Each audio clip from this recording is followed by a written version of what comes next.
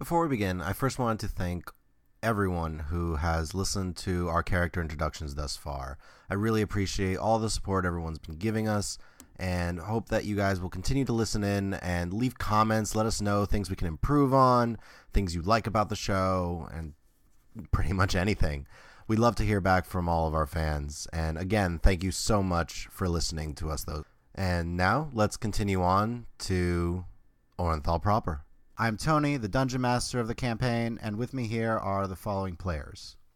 Hi, my name is Adam. I'm going to be playing the level 5 Monk Wood Elf, Syldan. Hi, this is Bethany. I'm playing Sarya, who is an ASMR Order of the Immortal Mystic. I'm Rachel. I will be playing Kalima, the Cleric Domain of the Grave. Hey, I'm Nick. I'm playing Torr, the Dwarven Inquisitive Rogue. I'm Chris. I will be playing the human wizard Daryll Mavis. And we would all like to welcome you to Orinthal.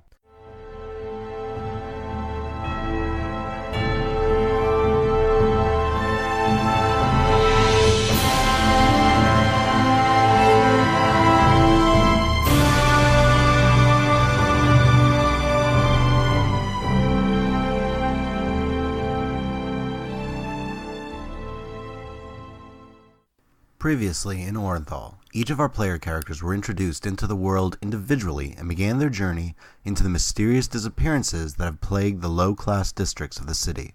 Sarya began her journey at Zuxaria's Academy of the Arcane, where she was excited for the chance to meet the hero of the Cataclysm, Thovin Arborshade, and impress him with her strange skills.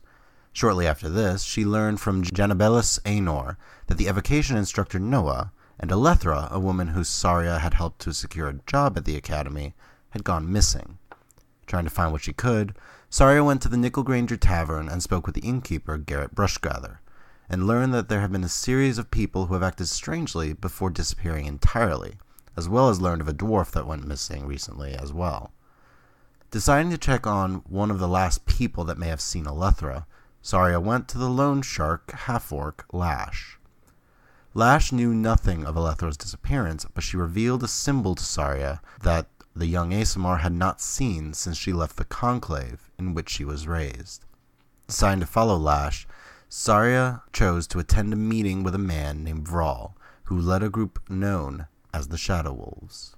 Torr, meanwhile, learned of the disappearances through the innkeeper Mardra Dunkel, and as he began the search for her barmaid, Olma Stayanoga, he came across a creepy old blind woman who pointed him in the direction of Olma's former home, the blind woman giving him the name By Agosto. It was there that Torr found a scrap of his old research for which he was exiled from his clan over, and even gave chase to a strange little gnome who eventually introduced himself as Gerbo. Gerbo promised more information to Torr if he came to a meeting with him and the leader of the Shadow Wolves, Vral. Kalima was introduced as she was escorting the ambassador of the Wood Elves, Antinua, from the capital Meliamne to the Adamantine Palace, where she met the entire ruling council as well as the other diplomats from the other kingdoms. It wasn't long before her abilities as the cleric of the god of death, Kelimvor, were requested by a priest of Lathander that she met there, named Shamar. After blessing the bodies of some individuals who were being prepared to be put to rest, Shamar received word that Kalima's aid was requested elsewhere, and that an old friend of hers, one who was supposed to be dead, was seen just a few days ago.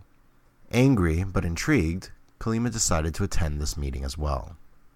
Daryll, however, found himself sad that his favorite class of the day was cancelled, as the evocation instructor Noah was nowhere to be found. He used the time, however, to study, though that was interrupted when eventually a sending spell from Noah told the young wizard to head to the Low Hills district. There, Daryll met with his instructor and a young gnome woman who explained that a wizard was requested to help with a somewhat shady organization, that the academy could not be officially seen in any way helping this group. Daryll agreed to do what Noah asked of him, and was escorted by the young gnome Lily to this meeting with Vral. Then finally, Syldan was helping out his little monks when he was called to provide unseen guard to the Queen of Orinthal, Lady Kara, and her children. Syldan even had a small run-in with the little Prince Aurel, but decided to cut his guard short when a disturbance could be heard coming from the Unkelab Heights district. With approval from the captain of the guard, Captain Marsk, Syldan rushed over but was stopped from interfering in a chase between, who everyone else knows is Torr and Gerbo, by a strange, well-groomed man.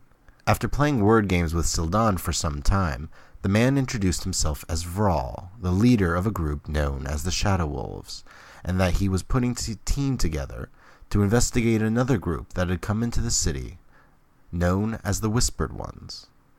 Agreeing to help this Vral in exchange for information on the monk's former master, Syldan was escorted to the meeting as the final member of this team. So, we'll start off with Torr. You follow Gerbo for several minutes as he leads you through the dark, quiet streets of the Unkelab Heights district, eventually arriving at a fairly small, worn-down-looking home. And as he leads you up to it, he goes not towards the front door, but around to the back as he presses against what seems to be a plain wall that sinks inward to reveal a stairway descending beneath. You begin to make your way down, following him into another wooden door. He opens into a dimly lit room with several comfortable chairs actually surrounding a small fireplace that is currently lit and a few torches lining the wall. He gestures towards one of the chairs and tells you, "It should only be a few moments. The rest of your new potential allies should be here shortly, and once everyone's together, then we can explain everything." How many are we expecting? 4 others. We've been looking into this group for a while, and it seems you've all been affected in some way. Torr cautiously takes a seat, but still tries to keep his bearings around the room. In fact, he might even try to do a perception check. Go ahead. 13. Okay. Looking around the room, there are 2 doors to this room. The one you came through and another one on the opposite side. The room itself is fairly warm, but rather plain other than the chairs that seem to surround the fireplace. All the chairs are facing each other, so you get the impression it's kind of set up that way in order to facilitate discussion. But other than that, you don't notice anything in particular. Okay. He'll sit quietly unless prompted. Gerbo kind of says, "Well, I'm going to be in the next room while we wait for the rest of the party. Just sit tight. It'll only be a moment." And he closes the door that you guys entered from and walks off towards the opposite door, opening it quietly and closing it behind him. It's not long till the door that you came from opens again, and you see walking in a large female half-orc wearing studded leather armor, a battle axe strapped to her hip, her dark hair tied tight upon her head, followed closely by an extremely attractive, almost luminous, young human woman wearing very simple clothes, no armor. You notice somewhat pale skin, about shoulder-length blonde hair, bright blue eyes, about 5.5 feet tall, and a scimitar and a short sword strapped to either side of her.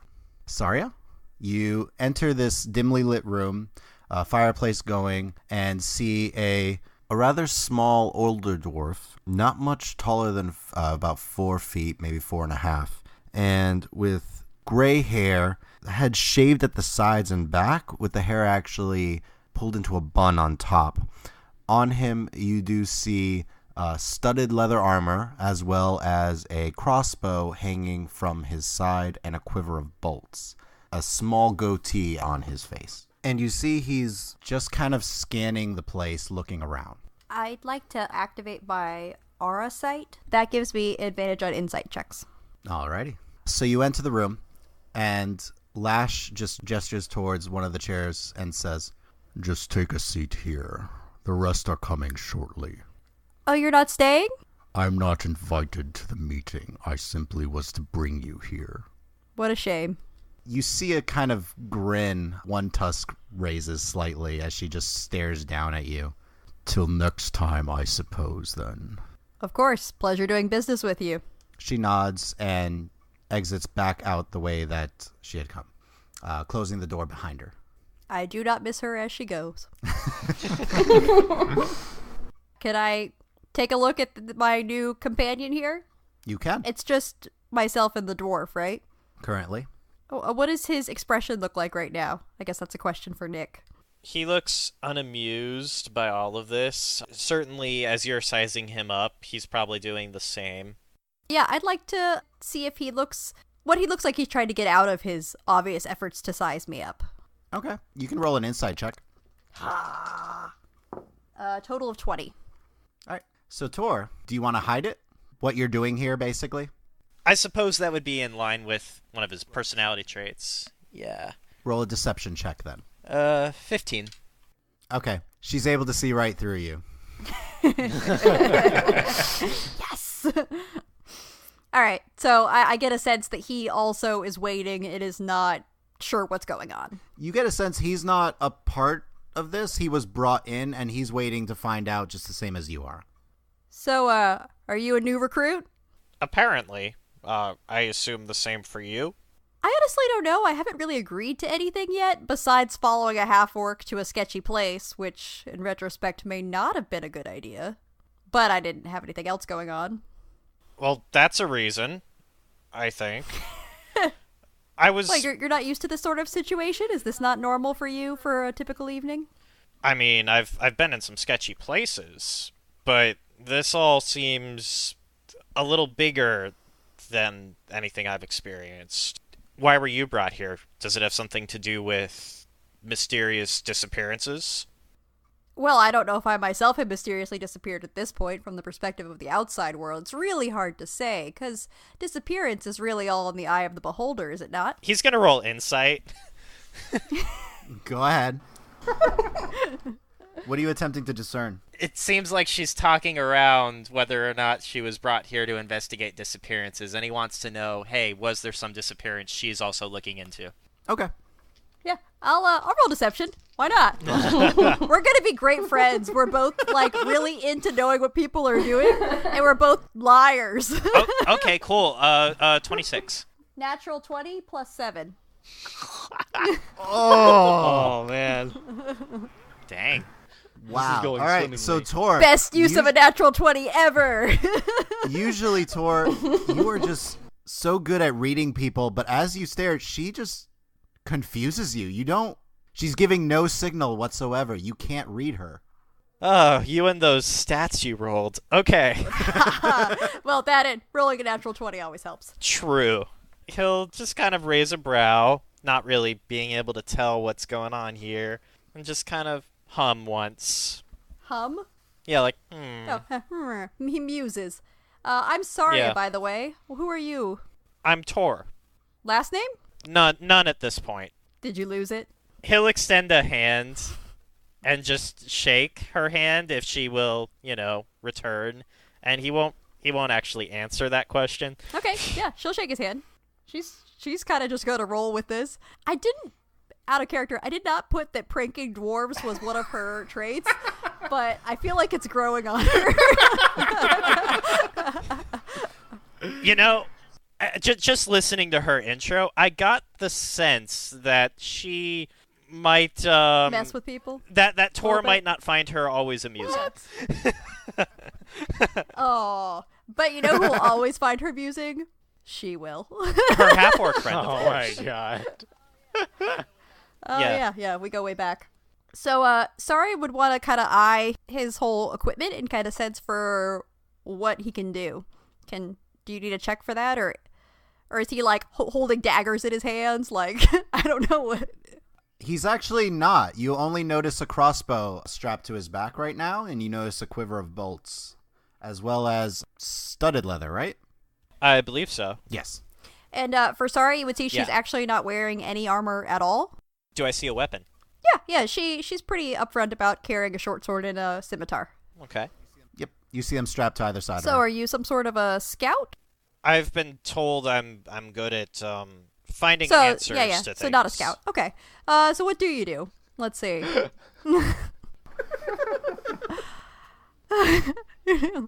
I mean, I'm not sure how perceptive you are.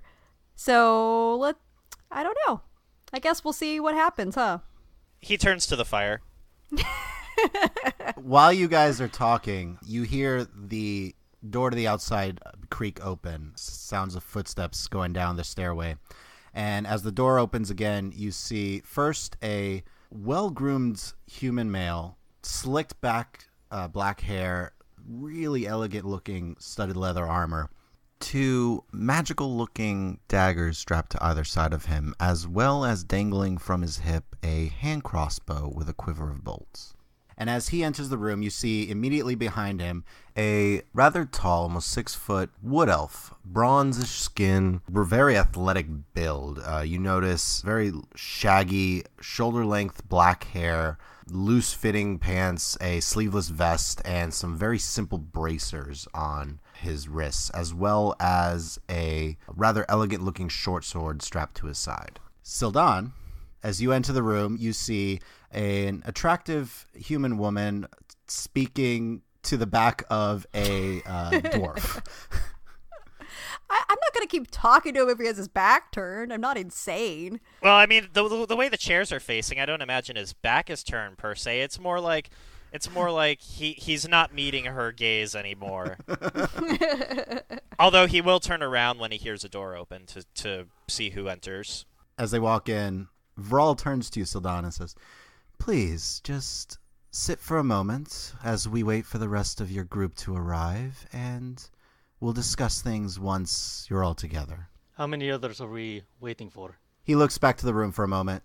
"Just 2 more." All right. And then I'll go walk further into the room. Greetings. Can Sarya see Vral? You can see the human male, yeah. Does he look like he's in charge? Make an insight check. Because I know it's not the dwarf. Okay. 17 plus 6. I love you, Nick. I'm sorry. Did you sense my raised eyebrow? 23 total for my inside check. 23? Yeah. While she's doing that, can I insight check her? Go ahead. All right. Tony's going to be like, this is the No whole way. Did you roll a natural 20? I rolled a natural 20 with a different metal die. Ooh. So this that's might be the die 26. you... Wow. You're going to run out of 20s. I mean, I'm not doing anything deceptive right now, so I'm not going to roll against. Okay.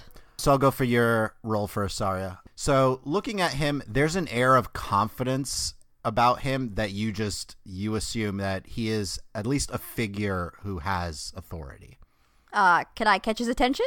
You see he's kind of just like looking around the room. His eyes never seem to stop on any one place. So you can easily get his focus. Before you do that, Syldan, you kind of looking at Sarya, and you get the impression that she's here under similar circumstances to you. Something about these disappearances.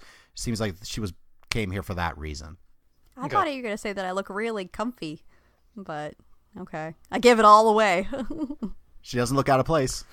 What does she look at? What does she look like? Kind of body posture, kind of getting a read of the type of personality she might have. Confident. Okay. Maybe. What was your roll? Natural 20, so 26. That's what I thought. You would guess even a little cocky. Okay. No, confident. Never. Let's leave it at that. How All are you right, so obnoxious? Oh, I love you. the O word so soon. All right, I'm gonna. Sorry, I would try to catch Vral's attention. Be like, hello there, man who appears to be in charge. He turns to look at you. He's like, "Yes, Sarya." So apparently you have the pleasure of knowing my name, but I don't know yours. That's right. I'd love to know. Would you be Vral? He turns to you.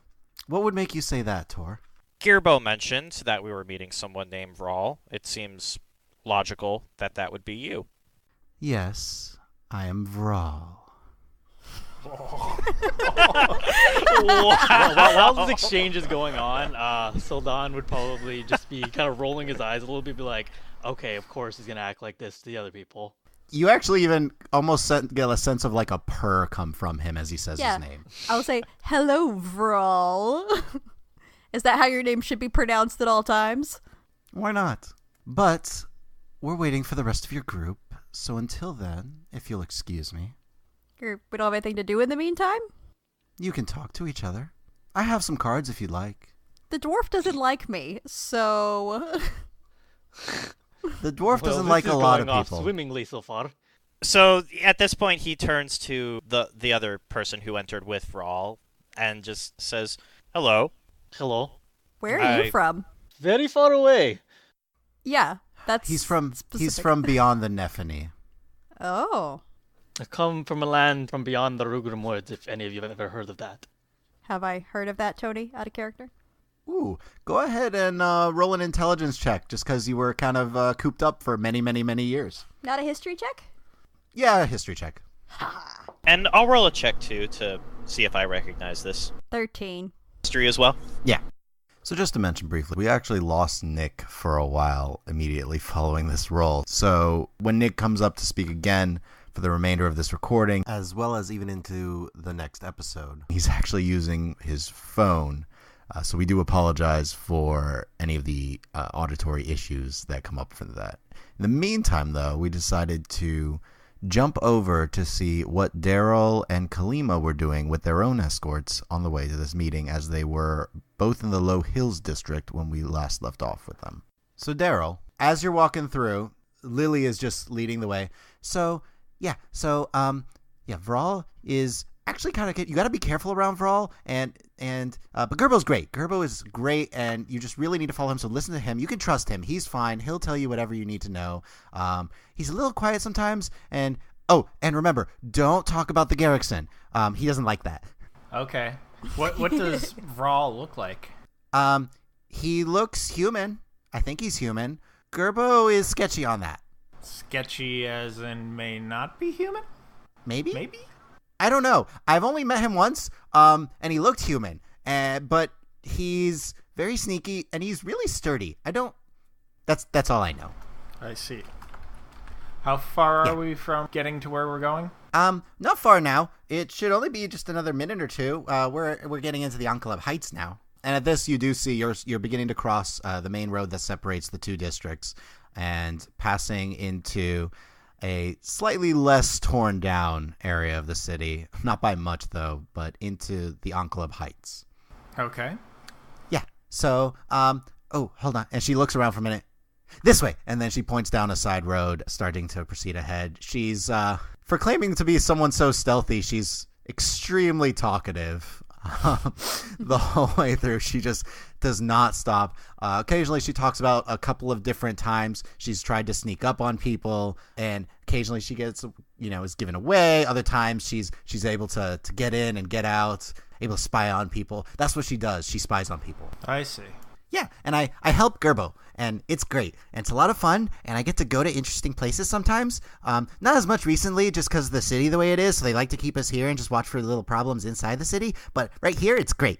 Well, what about you? I talk a lot. I know I talk a lot, and I try not to so much, and I do try to let other people talk, but that's not always the case, because I usually just, not pay attention a lot, but you train as a wizard, and what else do you do? That takes up most of my time, really. I spend a lot of time studying the library, protecting the library from outside threats. Did I mention I really like the library? Uh-huh. I just picture her glazed over. Yeah. Well, we're almost there. It should only be another minute. Okay. So from this, we're going to jump over to Kalima and Shamar. You are proceeding along through the low hills. It is very quiet. Shamar himself has actually also been really quiet ever since your conversation ended, where you seemed particularly upset that you felt like you were being manipulated to come to this meeting. Yes. Okay. Yeah, I probably wouldn't really be talking, mostly just be watching around us, keeping an eye out for any, shady figures or, anything that might harass us, but otherwise just following along quietly. Shamar seems to be focused on the path ahead. He's going around different buildings. He does look around every so often, but he does seem particularly focused in following the path that he's leading you towards. Shamar eventually does look back at you. So, they're not bad people. I know it seems like they're trying to manipulate you, but he at least does want this problem solved, and I guess he thinks that you can be a big help in it. And she's gonna pause and just take a deep breath and be like, I understand that they're trying to do good, but perhaps using somebody's history isn't a way to go about that, or the best way. It's unnerving that somebody would know things like that and try to use that to get me to work with them. It's better just to ask. Well, apparently Vral's not the type to just ask. He tends to have contingencies. Sorry. So she's going to give him like this, it's like a mixed look of like, already she has a bad taste in her mouth about this Vral person, but also she understands that, like, you know, Shamar isn't Vral. You know, like, I understand you're helping him. I already don't like this guy, whoever he is, but I'll follow you. And then she's going to kind of like motion with her hand, like, okay, continue. By the way, are we already in, like, the surrounding area I know is like the lower hills and then the Enclave Heights, and they're not like the best areas, but does it get progressively worse, or? So the farther south that you look, you notice the most damage to the city. It seems like particularly the forces came from that end of the city when they initially attacked.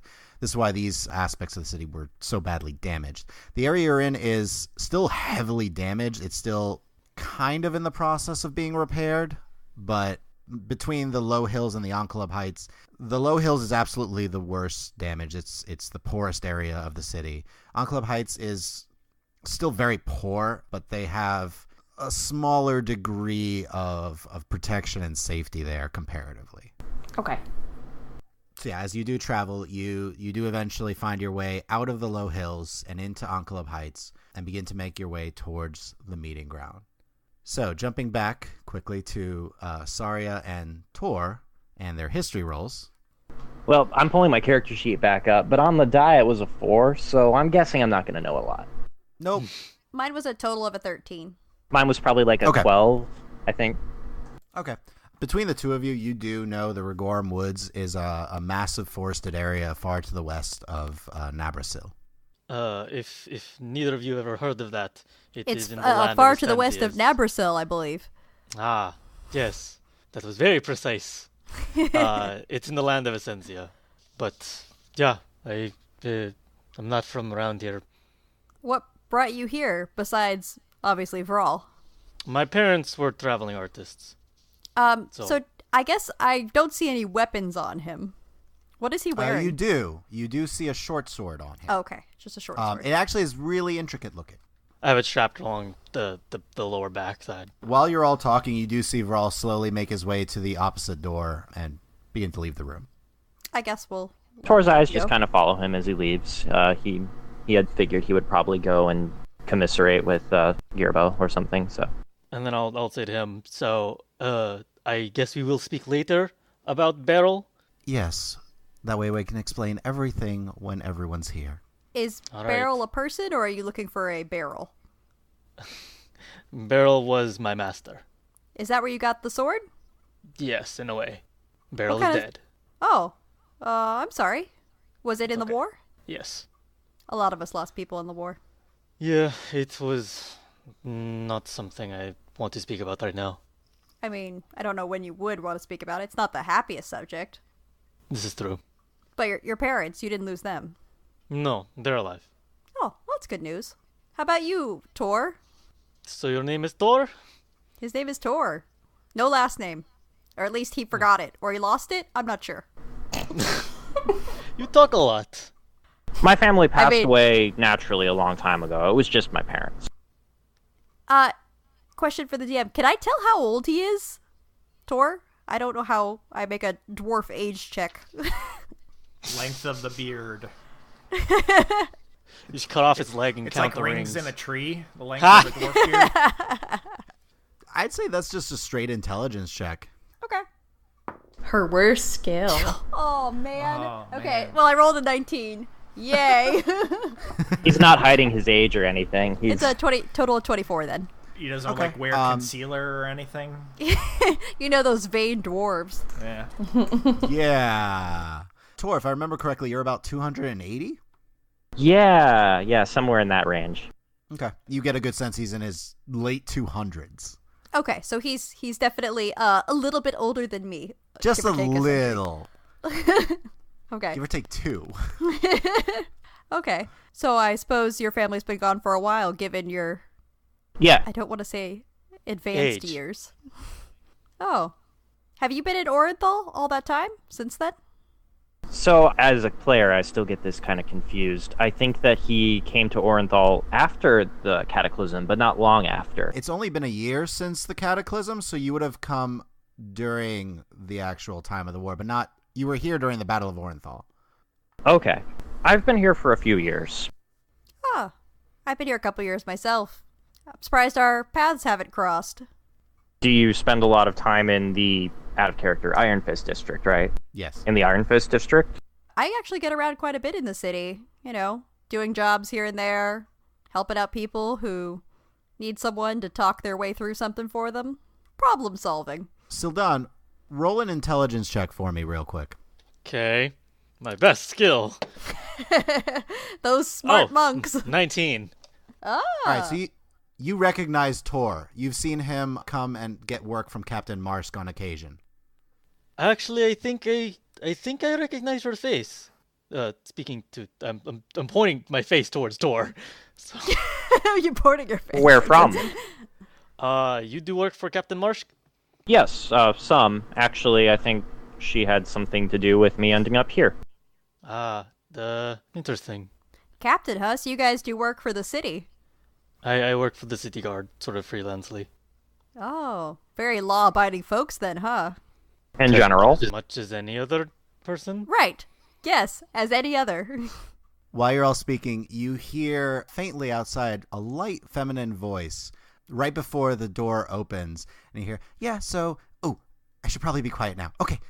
And you I'll hear say, light we footsteps can coming hear down the you. stairs. I'll kind of walk over to Torr and kind of like lean down for a second and be like, "Dude, normal people talk as much as she does?" He shakes his head. Can I hear that? I'm not hiding it. You're not trying to I'm not hide it. hiding it, so. Hey, Sylvas don't want to be normal people. As the door opens, you see a small female gnome wearing simple stud leather armor, just a plain dagger, and her light brown hair pulled up into a tight bun. followed closely by a Young human male, about 6 feet tall, wearing some very simple robes, has light blue eyes, somewhat messy, unkempt light brown hair, and rather pasty skin, as if he doesn't tend to go outside a lot. Daryll, you walk in to see a dwarf, a wood elf, and that strange human woman that hangs around at the academy. Sounds like the setup for a bad joke. Yep. I was thinking it too. Hey, I am not the punchline. Oh. In that joke, we're all the punchline. Oh, yeah, it's true. It's true. Hello, everyone. I'm looking for Vral. Oh, you just He missed just him. left. Ooh, the little gnome pipes up. Ooh, he's probably just waiting. Yeah, he'll be here once. 1, 2, 3, 4. When the last one shows up, she should be here shortly. Evidently, we're supposed to get to know each other first, before we get spoken to. No, you're just supposed to all be here. Well, either way. You're not all here yet. But we're getting to know each other so well. Yeah. It's going quite Yeah? swimmingly. Are you I'm staying, Lily. little one? Lily? Yes. I'll stay. I'm gonna hang around. I'm sure it's okay. I'm Lily. You're Sarya? Sarya, yes. Yeah, and she points over to Syldan. Syldan. Syldan. Okay. And Torr, right? Hi. I'll lean down to Torr again. I retract my previous question. Still valid. So yeah, I was telling Daryll that I work for the Garrickson, and that's kind of why we got you all here, because he thinks you can help. And well, we should have another member of the Garrickson showing up, Shamar. He'll be here soon. He's Okay, bringing wait. the last one. Interrupting. First question. Garrickson? I thought you weren't supposed to tell them about the Garrickson. Oh. Okay, don't say that name. He doesn't like it. Gerbo doesn't like it. What does it mean? Well, his name's Gerbo Garrick. It's a bad pun. Oh. Wait, he gave me his real first. Why not? Did you not give us a real first name? Torr? Unless that's not his real name. I did. Just okay. Huh. Question. What Yes. is a pun?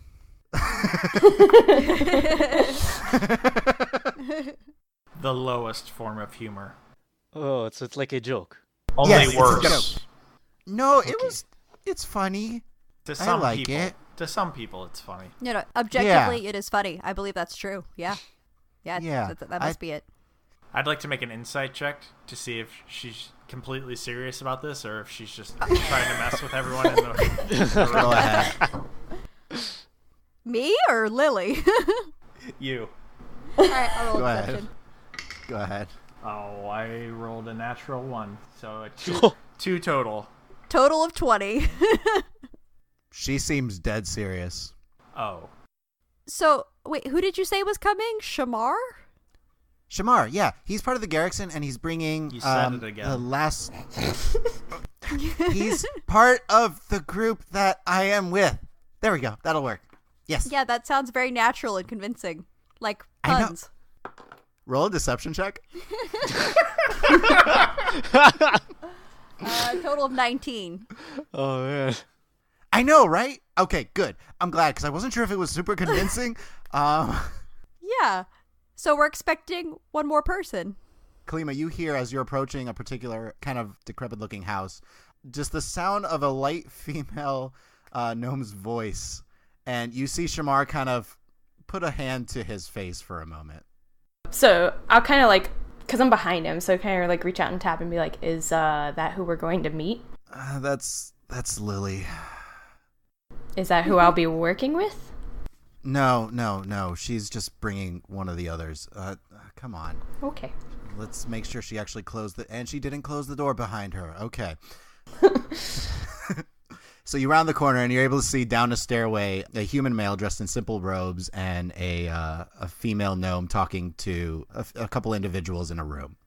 Awesome.